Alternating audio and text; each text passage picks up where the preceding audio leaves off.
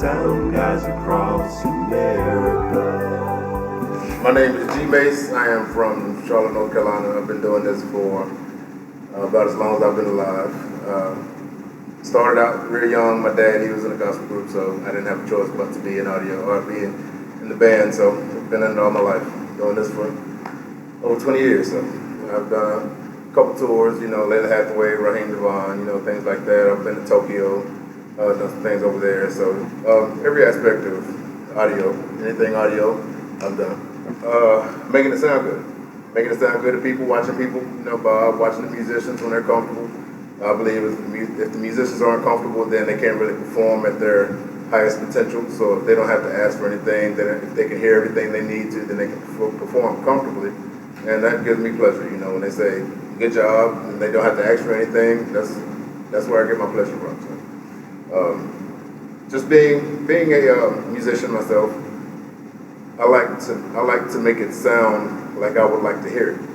And I know how people kind of like to hear music. They like to hear it where it's nice and round, where it's not too harsh. It can be, not too loud, but it has a full bottom, So I know what people are looking for, so, and I know how to give them that, so that's what I do.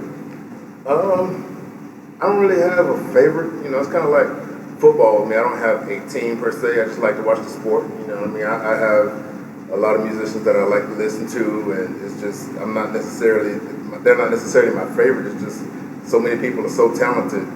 Everybody's different. I don't think anyone's better or anyone's worse. Everyone's just different. So I appreciate everything that everyone has to bring to the table as far as musically, music-wise. That's just pretty much how I feel about it. First time engineering was at this club called Club Tempo.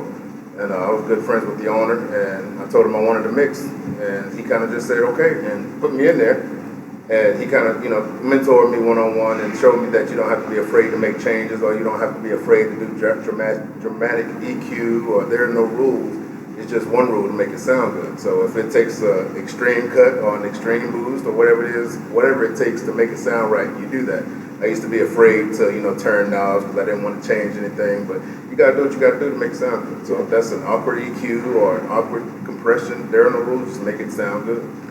Yeah, you got to make everything play well together, work well together, So if you got the keys and the guitar and they're kind of clashing, you have to kind of notch out so they can play well together. You can hear everything and they're not running over top of each other. You can use some clarity, some understanding, because if you don't have any clarity, then it all just sounds like mush, So you have to give every instrument their own space and make it a full picture. Every instrument has their place in the picture, in the puzzle, so you put all those pieces together to make the whole puzzle. I guess my favorite ones would be the ones where I get easy to work with musicians, people who don't complain a lot. Because, some people, they're, dramatic, some people are divas and they want this and that and this and that, nitpicking or whatever. Just allow me to do my job, and then I promise I'll give you what you need. So my favorite shows are kind of shows like the one we did tonight, people who know how it works. Those are my favorite people. So it's not necessarily about how many monitors, it's more so about mic placement. If you have a wedge pointing, for example, if you have a drum monitor behind the drummer and you have the track real loud, then the overhead's picking that up. You just move the monitor so it's coming in the same direction as the mics are. So it's all about placement. So as long as you have the placement correct and decent miking technique, then you don't have to really worry about how many monitors you have. Being able to communicate effectively. And sometimes people take that as being an asshole.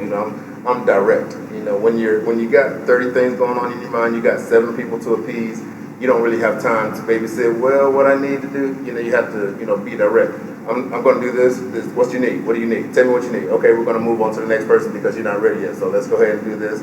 So it's all about keeping it moving, and people just have to understand that, we're not being a dick, we're just trying to get to an end point, trying to get to a good point to where everybody's happy, and always about making progress, not necessarily about sitting still, waiting. If somebody's not ready, then we'll move on to the next person. If you don't necessarily know what you want, describe to me what it is you're looking for, and then we'll try to get that result for you. So, I don't know.